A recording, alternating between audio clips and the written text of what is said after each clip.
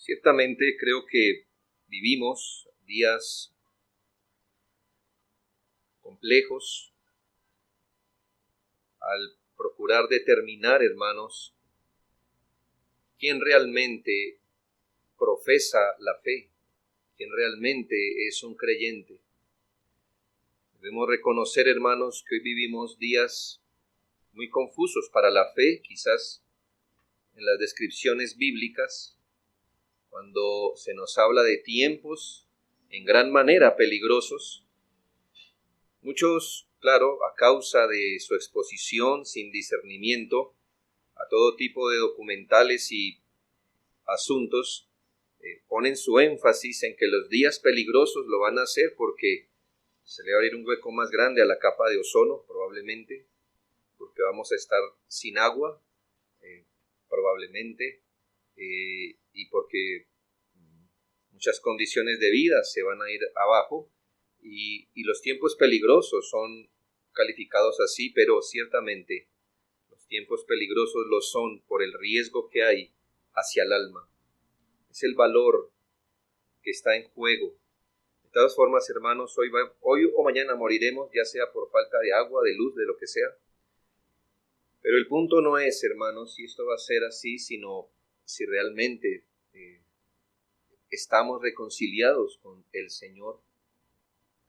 Hay una moneda que no se puede falsificar, hay un billete que no se puede falsificar, y este será comprobado solo cuando estemos delante del reino de Dios. Y la pregunta realmente no va a ser si a usted le gustó el Evangelio, si a usted el mensaje del Evangelio le sonó en su interior, si le dio sentido en el interior de su corazón, realmente ha nacido de nuevo, ha llegado el Evangelio verdaderamente a usted. Así que este es el título que le daré a esta exposición. ¿Ha llegado a usted verdaderamente el Evangelio? ¿Ha llegado a usted verdaderamente el Evangelio? ¿Y por qué este tema es importante? Ciertamente, la palabra del Señor en Romanos capítulo 1, en Romanos capítulo 1, versículo 16, dice que el Evangelio es poder de Dios para salvación a todo aquel que cree. Note esta expresión, por favor, muy importante, que el Evangelio es poder de Dios para salvación a todo aquel que cree. Esto significa que el Evangelio Dios lo ha destinado. Sabe que el Evangelio es un mensaje. Dios ha destinado que el mensaje del Evangelio, aplicado obviamente por el Espíritu Santo a los corazones, sea la manifestación del poder de Dios para traer a la salvación a las personas. Porque esto es importante, porque si usted no conoce el Evangelio, si usted no sabe del Evangelio, no podrá creer en él. Y si no cree en él, tendrá el efecto contrario a si cree en el Evangelio. Si el efecto es creer en el Evangelio para salvación, si usted no cree en el Evangelio, usted no será salvo. Usted será condenado. El Evangelio es poder de Dios para salvación del pecado. Y en esto radica un poco la confusión que hay hoy, porque sin duda que la palabra Evangelio está muy ligada a todas las iglesias que hoy se han abierto, pero no es si el nombre de la iglesia tiene que ver con el Evangelio, o si se anda diciendo la palabra Evangelio, sino si realmente se está predicando el Evangelio que resulta en la salvación del pecado, en la salvación de las consecuencias eternas del pecado, en la salvación de la condenación que trae el pecado. De tal manera que es muy importante que usted responda si ha llegado a usted verdaderamente el Evangelio, por esto mismo. Usted debe estar seguro de haber recibido el Evangelio realmente. Y a mí me gustaría decir, hermanos miembros, oren para que mientras yo digo esto, esta palabra sea entendida para los que no son miembros o no creen en Cristo, pero en nuestra congregación ha resultado que personas que creíamos ser creyentes hoy no parecen ni siquiera medianamente religiosos. Así que yo no quiero dar por sentado en esta exposición nada de usted. No quiero desanimar al creyente. No quiero sacar temblando al creyente, por supuesto. Pero no quiero que alguien asuma que lo es, por favor. Es mejor que en una mañana como hoy usted diga y sea sincero con usted mismo y piense si el Evangelio realmente ha llegado a su vida, en los términos que la Biblia lo dice. Y deje a un lado, por favor, el pensamiento vano, quizás, de creer que usted es un creyente cuando lo único que nos da como evidencia es lo que usted dice. Que la única prueba que usted tenga objetivamente de decirnos que el Evangelio ha llegado a usted es lo que usted dice.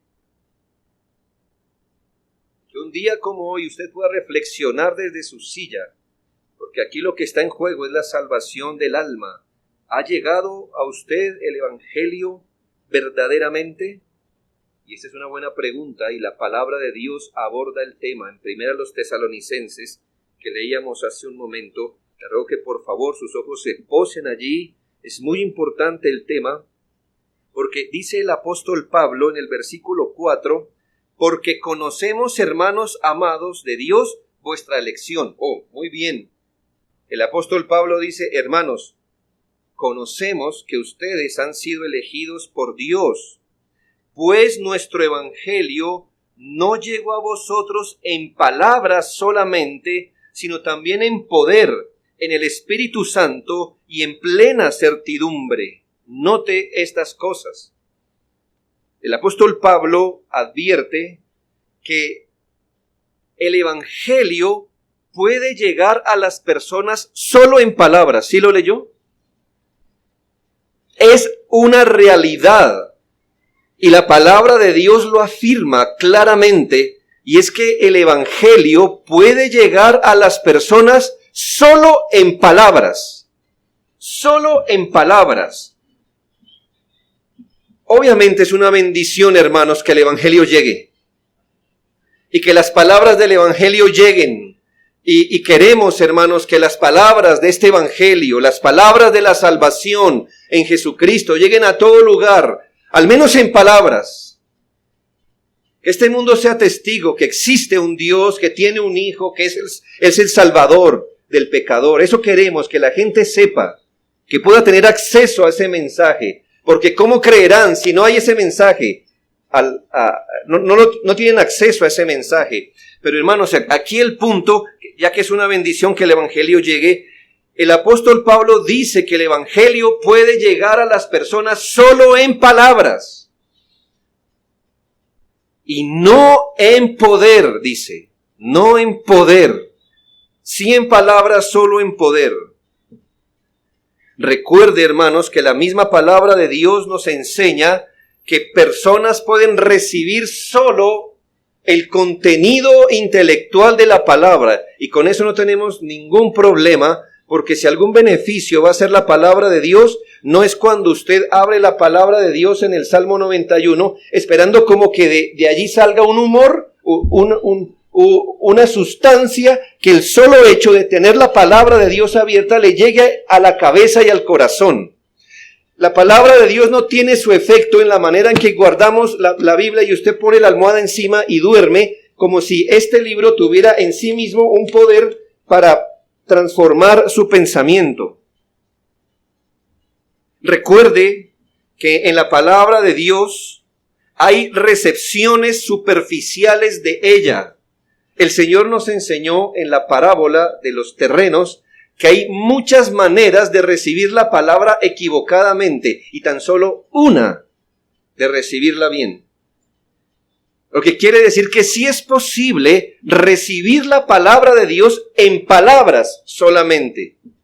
sí es posible que la persona escuche la Escritura, que escuche el Evangelio, que ese Evangelio él lo entienda al nivel de su intelecto. Por supuesto, eso es posible. Si usted es un ser humano, me está entendiendo lo que le estoy hablando. Así que si yo le digo que hay un infierno, una condenación, una paga, un salario por el pecado, usted ya sabe de lo que yo estoy diciendo. Son palabras, no estoy hablando en otro idioma, en conceptos extraños. No uso palabras rebuscadas. Estamos diciendo que solamente a través de la fe en Jesucristo una persona puede llegar a ser salva de la condenación del pecado, y aquí hasta un niño puede entender ese concepto. Hay muchas maneras de recibir la palabra de Dios de forma superficial, que se pueda decir que la palabra llegó a esta persona en palabras solamente, y eso no es una buena noticia. Recordemos, hermanos, que tenemos en la palabra de Dios varios ejemplos de personas que recibieron el Evangelio en palabras solamente. Tenemos algunos hombres que se acercaron al Señor desde su pedestal de su vida, y el Señor les dijo, más bien vaya y ruegue que el Señor lo haga nacer de nuevo. Conocían la palabra, conocían el significado de las palabras, pero solo recibieron las palabras. Recuerdo ese evento de Marcos 6:20, donde dice la palabra del Señor que Herodes escuchaba de buena gana la predicación,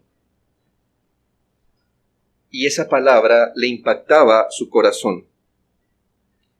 En Marcos capítulo 6, versículo 20, dice, porque Herodes temía a Juan, sabiendo que era varón justo y santo, y le guardaba a salvo, y oyéndole se quedaba muy perplejo, pero le escuchaba de buena gana.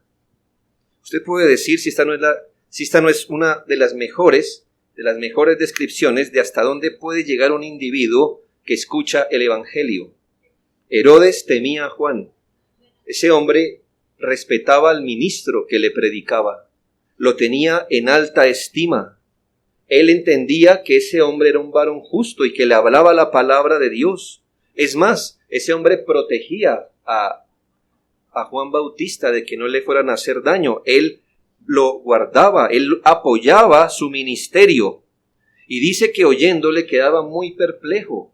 Este hombre sentía en su interior que eso que Juan le predicaba tenía que ver con él, y dice, y le escuchaba de buena gana. Y con todo esto, hermano, usted sabe que Herodes también conspiró contra el Señor Jesucristo para darle muerte. Herodes era un hombre pecaminoso, y yo le pregunto si no es posible que en algunos casos esto sea así. Hay recepciones meramente intelectuales del Evangelio. Si yo pusiera un examen en su mano, muy probablemente personas tendrían 100% en las preguntas que se le hacen acerca de qué es el Evangelio. Entienden el mensaje. Pueden terminar todos los discipulados que tenemos aquí en nuestra iglesia con holgura, porque son suficientemente inteligentes para entender el mensaje. Hay recepciones emocionales del Evangelio. Hay gente que cuando escucha el Evangelio es impactada, lloran, se conmueven, se van para la casa con un sentido de tener la conciencia perturbada. Lo que dijo el predicador es verdad, como Herodes. Están perplejos, eso que dijo es verdad, eso que dijo es cierto, eso tiene que ver conmigo. Debes saber también que hay recepciones circunstanciales del Evangelio. Mucha gente hoy está aquí solo a la luz de los problemas que tiene, de la condición de vida que tiene, porque se le acabó el matrimonio, se le está acabando, porque no tienen dinero, porque les hace falta salud, porque cualquier cosa en su vida está a punto de derrumbarse, y hoy están aquí atentos, poniendo oído solamente porque quieren algo de Dios, no salvación. Usted debe saber que la Biblia nos habla de recepciones temporales del Evangelio. Sí, hermanos, dice la Biblia que hay gente que cree por algún tiempo. Nosotros creemos en la perseverancia de la fe. Creemos que el que tiene fe real la tendrá hasta el fin. Pero eso no significa que no haya una moneda falsa llamada fe. de gente que cree por algún tiempo. ¿Cómo sabemos que era fe real? Por eso, porque creen por algún tiempo. ¿Cuál es la fe real? La que no cree por algún tiempo, la que permanece hasta el fin. Pero todo esto lo que le quiero ilustrar es que es completamente posible que el Evangelio llegue a una vida solo en palabras y la persona se dé una falsa impresión en su vida que piense que como le gusta el Evangelio, significa que el Señor ha obrado en su corazón, que como tiene interés por el Evangelio, significa que ha recibido correctamente el Evangelio.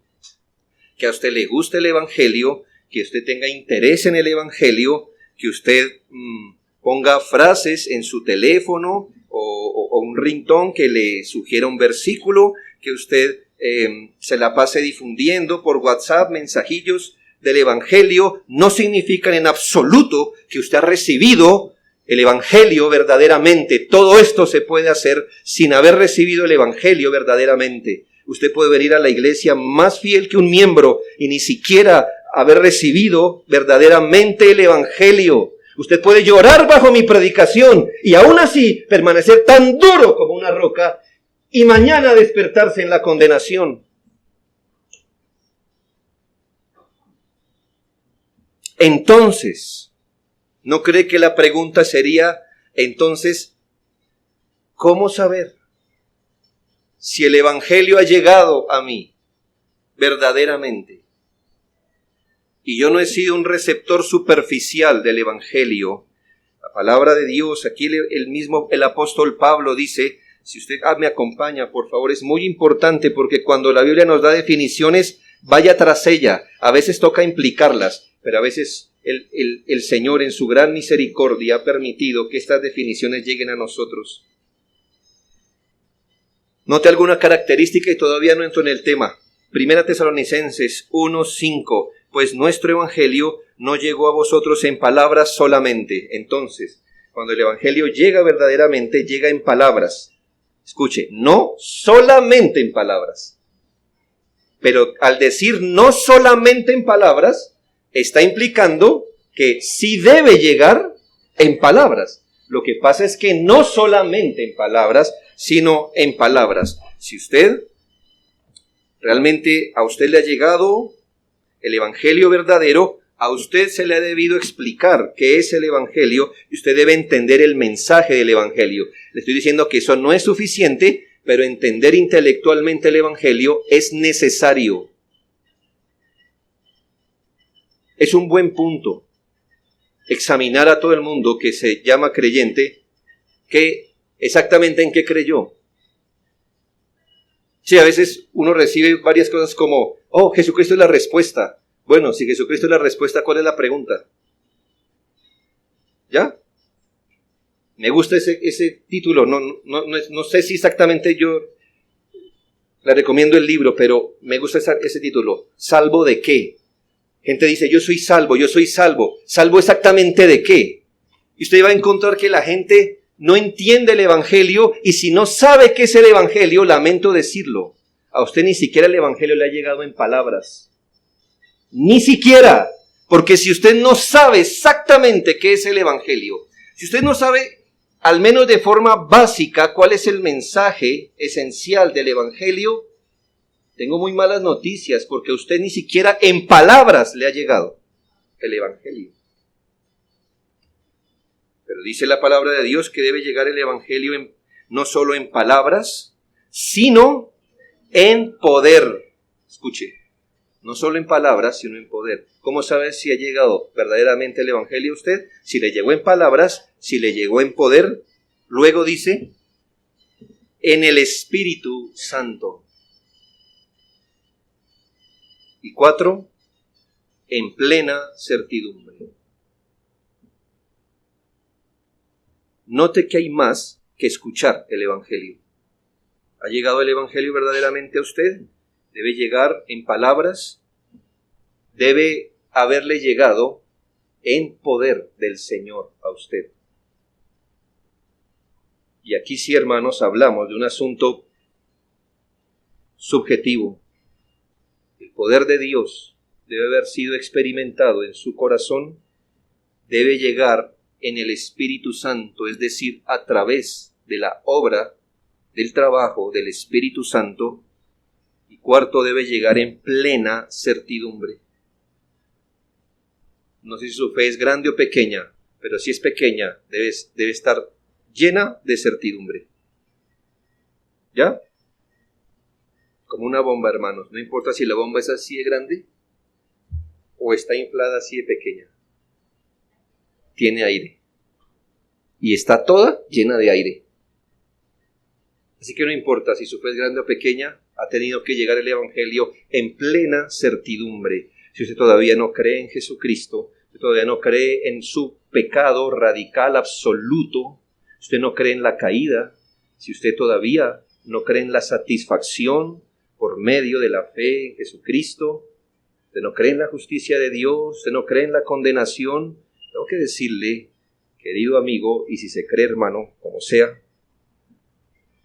usted no tiene plena certidumbre. El Evangelio genera certidumbre real en el corazón a quienes lo reciben. Ahora, el Evangelio no solo es un mensaje, el Evangelio es poder de Dios, dice la Escritura. Quiere decir que cuando el Evangelio es verdaderamente recibido por una persona, entonces éste no solo entiende un mensaje, sino que experimenta el poder de Dios en su corazón. Entienda eso. Si el Evangelio ha sido recibido realmente por usted, el Evangelio, usted no solamente ha entendido el mensaje, sino que usted ha experimentado el poder de Dios. El Evangelio aplicado por el Espíritu Santo es poder de Dios para salvarle. Ahora, ¿qué significa aquello de haber recibido verdaderamente el Evangelio en poder, en el Espíritu Santo y en plena certidumbre? ¿Cómo sé si el Evangelio llegó a mí en poder, en Espíritu Santo y en plena certidumbre, y no si soy aquella persona que simplemente el Evangelio me gusta, le tengo interés, no me suena mal el mensaje? ¿Cómo saber? El versículo 9, comparando Escrituras con Escrituras, que es la mejor manera, hermanos, de hallar los textos o los significados bíblicos, dice, el apóstol Pablo dice, y yo les voy a decir qué significa haber recibido el Evangelio con poder en el Espíritu Santo y con plena certidumbre. Versículo 9, porque ellos mismos cuentan de nosotros la manera en que nos recibisteis y cómo, y aquí está la expresión, la manera de saber si el Evangelio ha llegado a nosotros en poder, y cómo os convertisteis de los ídolos a Dios para servir al Dios vivo y verdadero y esperar de los cielos a su Hijo. Es un versículo pequeño, ciertamente no dice todo, pero al menos en general nos dice qué es esto de haber recibido el Evangelio en poder, en el Espíritu y en plena certidumbre. Y nos habla de esa experiencia de conversión que debe experimentar todo aquel que realmente por la fe ha ido a Jesucristo para ser salvo. Note que aquí no nos habla de ciertos sentimientos que una persona debe experimentar. No se nos dice nada de cierto gusto que las personas deberían experimentar. Ni siquiera se nos dice qué tanto el intelecto ha sido lleno, porque esos corresponden simplemente a la superficie de cómo el Evangelio llega. Aquí nos habla de algo que ha ocurrido exactamente en el centro de la existencia del hombre, en su interior, en lo que corresponde a todo su ser, en su mente, en su propio corazón, en su intención. Y dice la manera que os convertisteis. Hermanos, la manera en que os convertisteis es la evidencia de saber si a usted le ha llegado el Evangelio o no verdaderamente. Entendemos que la conversión significa arrepentirse y creer. Pero ¿qué es eso en la práctica? Primero, tiene que ver con aquello que se deja, con aquello a lo que se renuncia. ¿Qué es que el Evangelio llegue a nosotros? En la práctica, sí, es ser convertido, pero en la práctica, ¿qué significa ser convertido? Y esto tiene que ver con aquello que se deja o a lo que se renuncia. Note esta palabra, de cómo os convertisteis de los ídolos a Dios. La palabra conversión es una palabra común en el Nuevo Testamento, bueno, en la Biblia realmente. ¿Y qué significa convertirse? Haga de cuenta, haga de esto, es una analogía física que le voy a hacer, pero usted tiene que aplicarlo espiritualmente. Convertirse es ir caminando hacia un lado.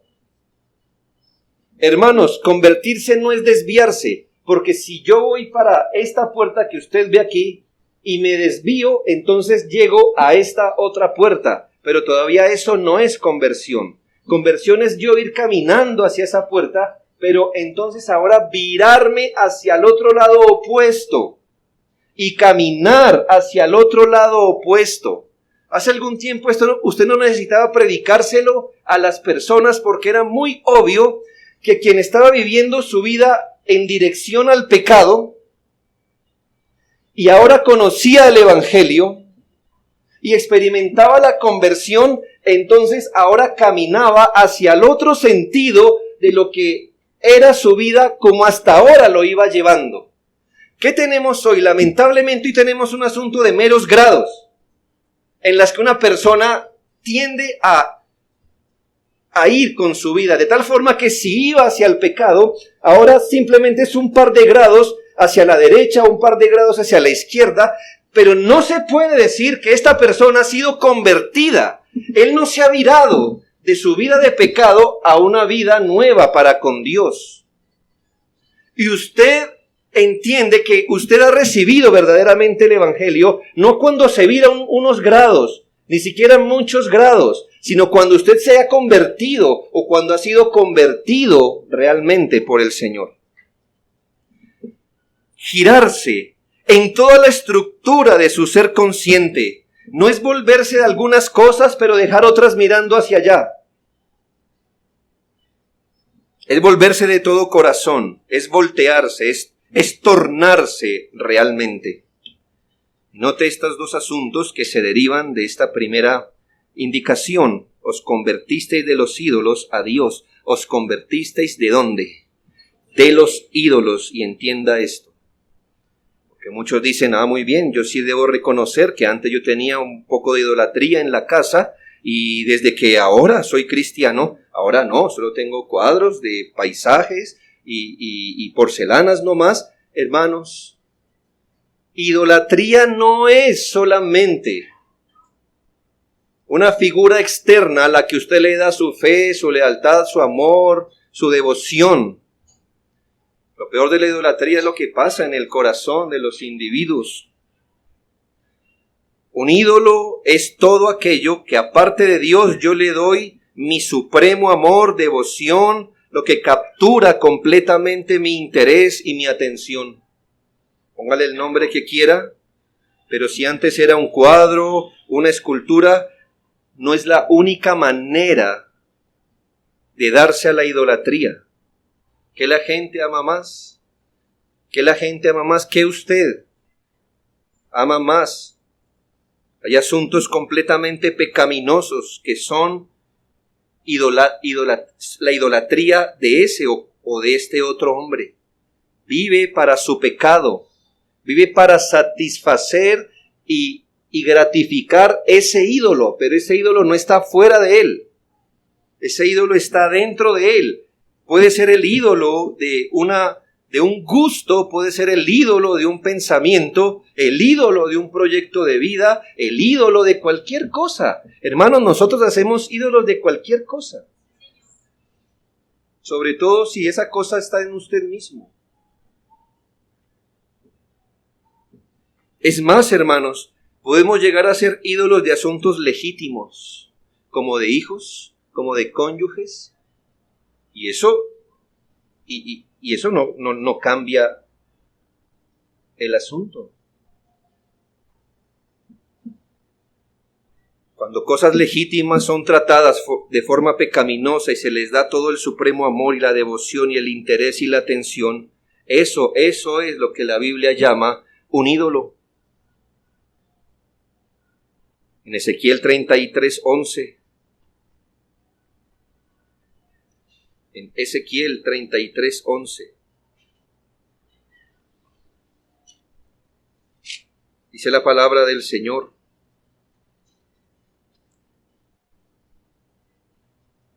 diles, vivo yo, dice Jehová el Señor, que no quiero la muerte del impío, sino que se vuelva el impío de su camino y que viva.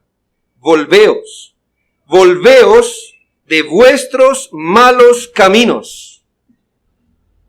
Eso es lo que está diciendo el apóstol Pablo. Volverse de los ídolos, volverse de los malos caminos, volverse de los pecados que fueron nuestra atención, nuestro amor, deleite, devoción, y no virar unos cuantos grados para no darles la mayor parte de nuestro amor, la mayor parte de nuestra devoción. No, es volverse y no darle nuestro amor, no darle nada de nuestra devoción, que ya no sean objeto ni siquiera de nuestro mayor interés, sino que no sean el objeto de nuestro interés en absoluto.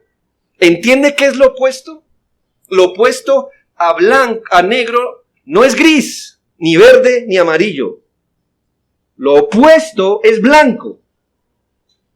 Y si usted dice, yo venía viviendo una vida centrado en mí mismo, en mis asuntos, mis trabajos, mis carreras, mi pecado, mis deseos, lo que sea, y usted realmente recibió el Evangelio, ¿a dónde lo dejó el Evangelio? Mire, lo dejó hacia la otra dirección. No lo dejó medianamente corrido de donde venía. Lo dejó completamente mirado hacia allá. ¿Es su experiencia? Entonces usted ha recibido verdaderamente el Evangelio. No es su experiencia, no se engañe. Usted tiene el nombre de que vive, pero está muerto. Usted es un casi cristiano. Pero ellos no entran al reino de Dios. No son los casi cristianos. Usted puede ser casi justo, pero ellos no heredan el reino de Dios. Hechos 3:19 da la misma idea de convertirse al Señor, y aquí en esta exhortación el Señor es muy claro, que dice: así que arrepentíos y convertíos para que sean borrados vuestros pecados, para que vengan de la presencia del Señor tiempos de refrigerio. Si note como conversión y abandono de pecado es lo mismo. Convertirse es quedar viendo hacia el otro lado del pecado. Es caminar hacia el otro lado del pecado. ¿Quiere algunos ejemplos de qué es lo que deberíamos renunciar?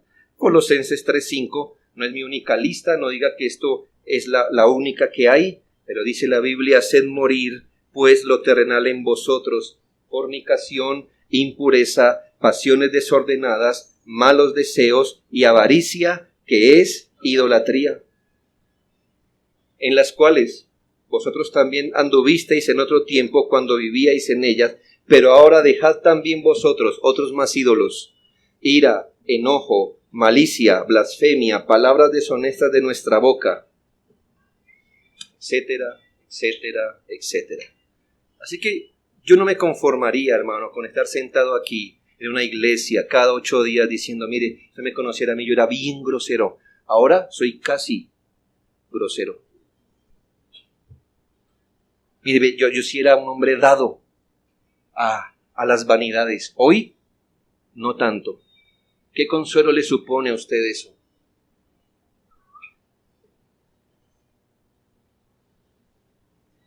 En mi Biblia eso no es conversión, hermanos. Yo sé que estamos en la época del démonos pasito, de no ser tan dogmáticos, no ponga la plomada tan alta porque nadie la va a alcanzar. No me interesa si usted y yo no la alcanzamos, ¿sabe? La palabra de Dios dice cómo es cuando usted ha recibido verdaderamente el Evangelio. Y aquí dice que si usted venía hacia un lado, ahora está mirando hacia el otro lado. Y punto. Las renuncias dicen mucho de la conversión verdadera. Se la pongo en las palabras de esta mañana. ¿Qué hace de más que no haga un no creyente? ¿Ha encontrado un no creyentes absteniéndose de la fornicación y del adulterio? Sí. Entonces, ¿qué hace usted de más? Donde me dice usted que algo distinto le ha ocurrido con respecto al impío. ¿Ha encontrado no creyentes que se abstienen de la borrachera? ¿Que no roban? Sí, hay muchos de ellos. Y entonces, ¿qué hace de más? ¿Qué hay de más en usted como para que diga, en mí el poder de Dios sí vino completamente? El evangelio vino en poder, en plena convicción. ¿Qué hace de más? ¿Qué hace de más? ¿Ser buen vecino? Hay varios vecinos, no son creyentes. Hay gente muy generosa que va a ir para el infierno, no son creyentes. ¿Qué hace de más? ¿Cómo usted dice que el evangelio llegó a usted en poder verdaderamente? A usted no le debe dejar el evangelio en la misma dirección ni con las mismas cosas que deja a los no creyentes, sino que os convertisteis de los ídolos, y entienda esta segunda cosa, a Dios. Os convertisteis de los ídolos a Dios. Y aquí le completo el dibujo. Entonces usted venía caminando hacia el pecado, usted venía en dirección al pecado, a satisfacer, era su vida, usted iba para allá a satisfacer todos sus deseos, sus deleites, pero ahora se viró hacia el otro lado. Pero ese otro lado no es una niebla que usted no puede ver a dónde está yendo, sino que dice que si en usted llegó el evangelio, verdaderamente usted se viró de los ídolos y ahora está mirando ¿a dónde? A Dios. Os convertisteis de los ídolos a Dios, y esto me parece sobre todo revolucionario. ¿Por qué? Porque es la parte positiva de lo que es la conversión. Usted puede decir, mire, yo ya no hago, digo, pienso, etcétera. Perfecto. Todavía, eso no dice nada. Su nueva visión hacia dónde va es lo que dice si usted ha sido convertido. O si no seríamos moralistas, hermanos. El moralista ya no anda para allá. Él sabe que esto está mal. Pero cuando se vira, ¿a dónde se vira? Se vira a él mismo. Pero no somos moralistas, hermanos. Nos hemos convertido de los ídolos para seguir a Dios, a Dios, a Dios. La parte positiva. No es tornar algunos hábitos, de eso no se trata. Es que yo antes hacía, yo antes tomaba, ahora no tomo. ¿Y eso qué dice de volverse a Dios? Hay gente que no toma y no están vueltos a Dios. Es que yo robaba, ahora no robo. Perfecto, un ladrón menos, qué bien. Pero eso no dice nada de usted. ¿A dónde llegó después de haberse virado? Eso dice algo de usted. Si llegó a Dios, es mantener al Señor en el centro. Es no tornar algunos hábitos solamente, es dar nuestro amor, devoción, interés, atención a Dios. Hacerlo el centro, es volvernos de nuestro ser consciente del pecado y ahora estar dirigiéndonos a Dios. Note que no es solo volverse del pecado, sino es volverse del pecado a Dios. En Isaías 55:7. En Isaías 55:7 dice, deje el impío su camino y el hombre inicuo sus pensamientos. Y usted nos irá al versículo aquí y dice, ya, eso es lo que hay que hacer. Deje el impío su camino y el hombre inicuo sus pensamientos. No, sino que dice, y vuélvase a Jehová, tórnese a él, gírese a él, el cual tendrá de él misericordia. Joel 2:13, haciendo eco, un buen eco de las palabras del profeta.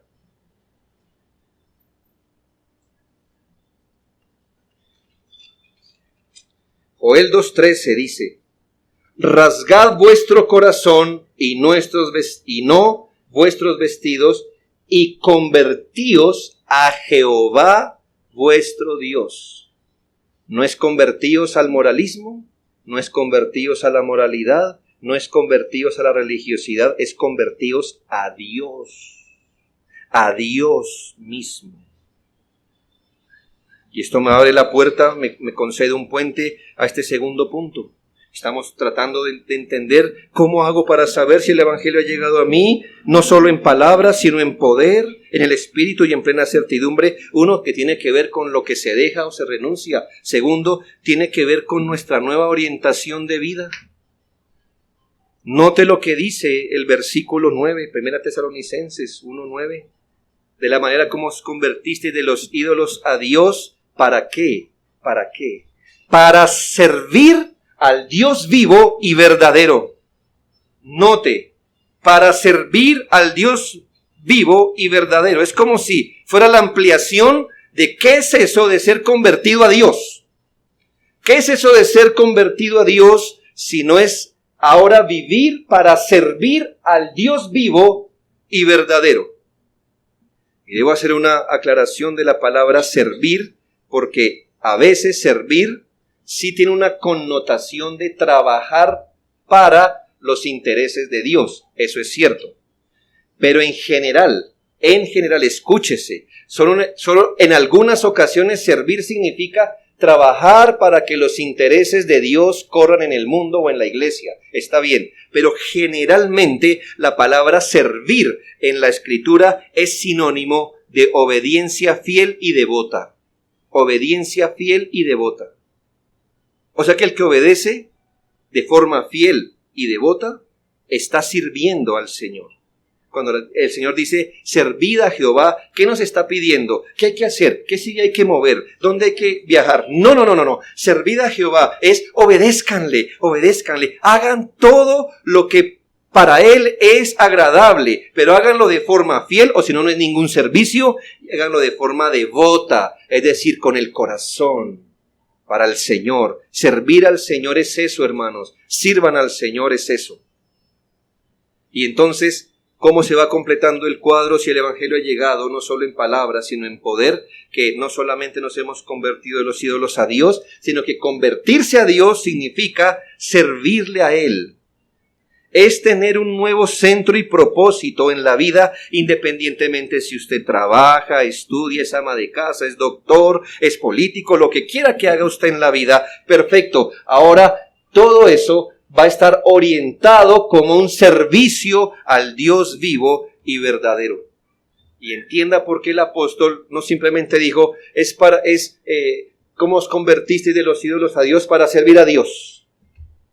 ¿Y por qué le colocó vivo y verdadero? Muy importante. Estamos definiendo muy bien el cuadro de quién es un verdadero creyente o no. Os convertisteis para servir a un Dios vivo. El servicio a Dios debe ser en el contexto de una relación vital con una persona que está viva. No estamos sirviendo a una causa. No estamos sirviendo a la Biblia ni siquiera. Estamos sirviendo a un Dios vivo. Quiere decir que nuestra obediencia al Señor tiene que expresar que realmente creemos estar en una relación consciente, personal, con alguien que está vivo. Nuestro Dios está vivo. Y dice, Dios vivo y verdadero. Muy importante, porque aquí se le llama Dios verdadero.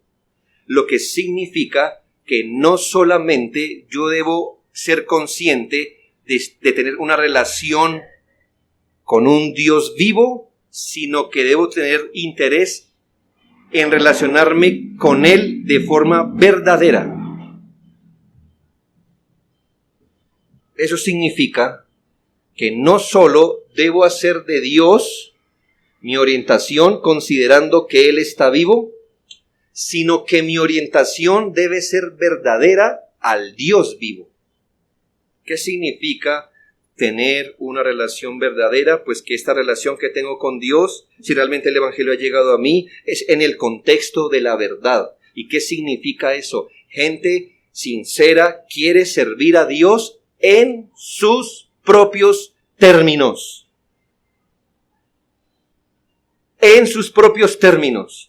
Ya el problema no está en que quieren renunciar a su idolatría y servir a Dios. Perfecto, pero todavía no es el cuadro. Dice que usted debe relacionarse con Él como una persona viva, como un vivo para con una persona viva, como una persona con vida nueva a una persona que está viva, pero ahora también su relación con Él debe ser verdadera, debe gozar de ser genuina. Lo que significa que yo no puedo colocar mis propias reglas para relacionarme con ese Dios. Gente dice, no me diga eso. Aunque yo no vaya a una iglesia es una cosa. Pero yo tengo mi relación con Dios. ¿En qué términos, perdón? En los suyos. En los suyos. Quizás su Dios no necesite que usted se congregue. El Dios verdadero sí lo exhorta, lo manda. Si es como yo decir, mire, tengo una relación con mi señora Angelita particular, ¿verdad? Yo puedo escaparme una semana porque ella y yo, mire, tenemos confianza. Que a veces no lo doy para el mercado, pero ya sabe, vamos, una relación. Nos amamos tanto, ¿no, mis hermanos? Eso son meras ideas para esconder pecados. Cuando el Dios suyo no necesita que usted sea santo, cuando su Dios no le requiere piedad de vida, cuando su Dios no se puede meter ni con su billetera ni con su estómago. Usted ha creado los términos en que usted se acerca a Él y usted puede saber que usted no está relacionado con el Dios verdadero.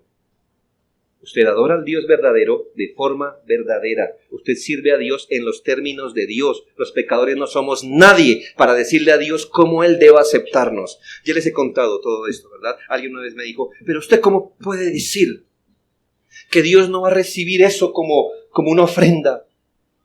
Como si una persona viniera a mí de rodillas, caminando de rodillas no es sabio, ¿no? Rodillando de rodillas, desplazándose de rodillas. Si alguna persona viniera a usted desplazándose de rodillas, con sus rodillas sangradas, a pedirle un favor, ¿usted no se lo haría? Yo diría, por supuesto. Es que yo ni siquiera le dejaría dar un paso en sus rodillas. Yo sí, pero es que yo no soy Dios. Ese es el problema. Que yo soy un pecador y usted un pecador, y un pecador le va a pedir a otro un favor. Yo se lo concedo, yo me conmuevo, pero ¿quién dice que Dios está obligado a recibir todo lo que usted quiera darle? Siendo usted pecador, es Dios quien debe decirle cómo usted se relaciona con Él. Usted ha recibido verdaderamente el Evangelio, usted se ha tornado de los ídolos a Dios y ahora sirve al Dios vivo y verdadero. Y verdadero. Usted puede querer servir al Dios verdadero falsamente. Y eso no lo hace un creyente verdadero. Si su servicio no corresponde a la Escritura, bien interpretada, su servicio no agrada a Dios. Qué bueno que me lo dice, pero ¿puede sustentármelo con la Escritura? Por supuesto. Juan 16:2. Juan 16:2. Dice la palabra de Dios: os expulsarán de las sinagogas. Y aún viene la hora cuando cualquiera que os mate pensará que rinde servicio a Dios. Hermanos, hay personas que piensan que lo que hacen es un servicio a Dios. Y el hecho que sean sinceras los libra. No. Usted puede estar seguro que con esto, mire, que yo prefiero, en vez de estar en una iglesia, yo prefiero, mire, usar buen testimonio. Qué bueno por el testimonio. Pero ajústese a todo. O entonces en usted no ha habido eso que llaman plena certidumbre. Porque usted está más o menos convencido que lo que Dios dice es verdad, pero no completamente es verdad. Es que usted no es quien para elegir, ¿me hago entender? ¿Qué quiere obedecer? Como que ¿en qué términos usted quiere relacionarse? Usted no es nadie, yo no soy nadie aquí. En Isaías 1:12, mire lo que el Señor dice. Ofuscado en esta ocasión, Isaías 1:12 al 16, dice la palabra de Dios: ¿quién demanda esto de vuestras manos cuando venís a presentaros delante de mí para hollar mis atrios? No me traigáis más vana ofrenda, El incienso me es abominación, luna nueva y día de reposo. El convocar asambleas, no lo puedo sufrir. ¿Por qué? Son iniquidad vuestras fiestas solemnes, vuestras lunas nuevas y vuestras fiestas solemnes las tiene aborrecidas mi alma, me son gravosas, cansado estoy de soportarlas. ¿Qué hacía eso? Cuando extendáis vuestras manos, yo esconderé de vosotros mis ojos, es decir, cuando me sirváis, esconderé mis ojos, cuando multipliquéis la oración, no oiré, y aquí, porque llenas están de sangre vuestras manos, lavaos y limpiaos, quitad la iniquidad de vuestras obras de delante de mis ojos, dejad de hacer lo malo. Porque Dios no recibía las ofrendas que Él mismo instituyó un día, porque el pueblo pensaba que era tan fácil como llevo una ofrenda a Dios, una ofrenda aquí, la pongo delante de Dios, independientemente cómo yo viva, independientemente si mis manos están llenas de pecado, independientemente cómo llevo mis negocios, independientemente cómo vivo en mi familia, independientemente si tengo devoción o no a Dios, aquí le dejo la ofrenda, Él debe recibirla como yo se la doy. ¿Qué dijo el Señor? Eso, es abominación a mí, eso me huele a feo, quítelo de aquí. ¿Quién le pidió eso? Dios lo pidió a usted primero y las ofrendas detrás de usted. Porque dice, quite eso. Él no es una deidad falsa que usted convenza a través de los ojos. Sí, venga aquí, todos los domingos, perfecto, guarda el día del Señor, perfecto. Yo sí le digo que aquí no damos diplomas por eso. Pero vea, quiere que el Señor le diga una vez a usted, quite eso delante de mí. Vaya. Usted piensa que eso es un sustituto de su servicio a Dios, no lo es. Limpie sus manos, limpie su corazón, conviértase de corazón al Señor. ¿Cuánta gente abarrota las iglesias hoy en el contexto de la ignorancia?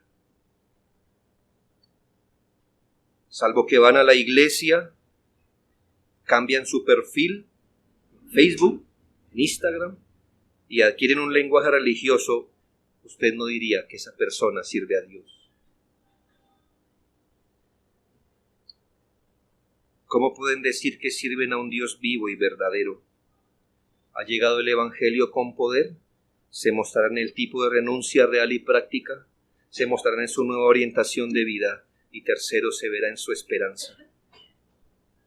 En su esperanza. Muy importante, hermanos. ¿Qué es esperanza?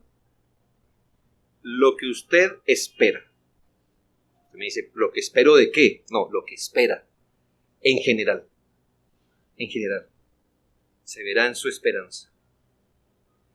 En estos días sí que hemos visto lo que la gente espera. Los días de votación son excelentes reveladores para que usted mida el termómetro de lo que la gente quiere. ¿Qué es lo que la gente quiere? Pues mire el pan que le ponen, miren la zanahoria que le ponen al frente.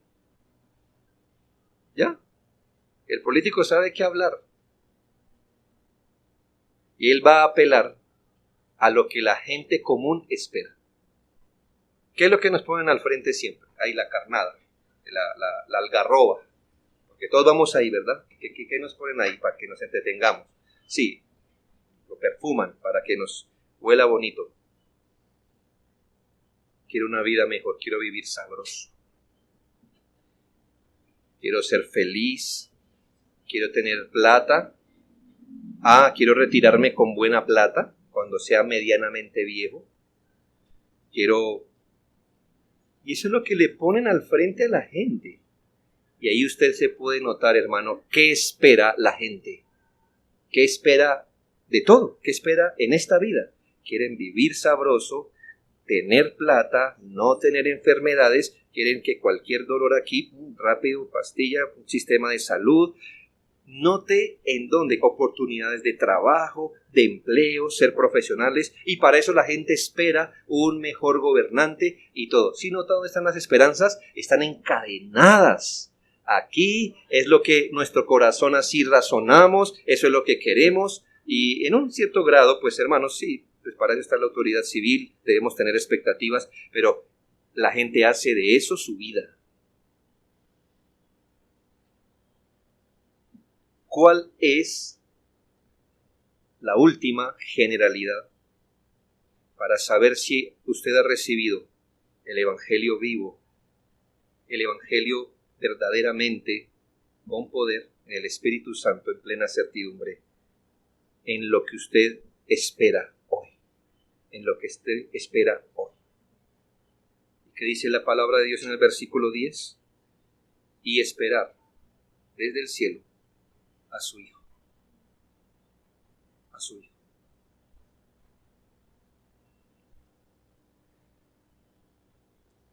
Nadie dijo que esperar el fin del mundo era singularmente cristiano. Todas las culturas están esperando el fin del mundo. Solo el cristiano espera a Jesucristo. Es realmente lo que aquí nos mantiene orientados, ¿sabe? ¿Cómo se traga usted el cactus amargo de que aquí en esta vida no va a recibir lo que usted desearía como mejores condiciones? ¿Cómo se traga ese cactus? ¿Cómo lidia con eso? Si no es volviendo a decir, momento, es que estoy mirando muy hacia abajo. Es que mis ojos se han vuelto a pegar a las cosas de aquí. ¿Cómo se esperanza un verdadero creyente? Pues mire, levanta su mirada y recuerda que no está esperando nada aquí por ahora, pero que está esperando a su Hijo. ¿Y cuál es la ganancia? No estoy esperando que su Hijo entonces venga y me traiga lo que el político no me cumplió. No te lenguaje, esperando a su Hijo, el cual nos rescata de la ira. Eso es lo que espero, que venga el Señor y por fin quite nuestra maldad, por fin quite el pecado. Y eternamente podamos estar en la seguridad que la ira de Dios no caerá sobre nosotros. Eso es lo que esperamos, ser redimidos completamente del pecado, ser quitados del pecado por su bendita mano. Yo no estoy esperando que Él me dé lo que Petro nunca nos va a dar, ni lo que 50 presidentes hacia adelante no nos va a dar. No, eso sería igualar al Señor a las esperanzas temporales.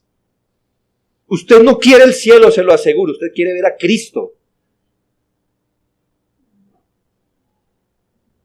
Por favor. Pero hermanos, ¿ha venido el Evangelio a usted? Se demuestra en lo que usted espera, en lo que realmente espera, a su Hijo. Estamos esperando en el Señor hoy y estamos esperando que Él venga mañana. Esto no nos hace irresponsables con nuestra vida hoy, lo que le da sentido y orientación a nuestra vida hoy. Cuando algo se espera en el presente, la vida cambia porque cambia. No en palabras solamente. En 1 Tesalonicenses 4:13 le doy un ejemplo, tan solo un ejemplo de qué significa que esperar en Cristo su segunda venida va a cambiar de alguna manera nuestras condiciones terrenales. Mire, tampoco queremos, hermanos, que ignoréis acerca de los que duermen, para que no os entristezcáis como los otros que no tienen esperanza. Es solo un ejemplo. ¿Qué significa? Que, por ejemplo, cuando un creyente muere, los demás creyentes nos vamos a entristecer, por supuesto, pero no tanto. ¿Por qué? Muy bien, porque usted dice, bueno, de hecho, mañana le veremos.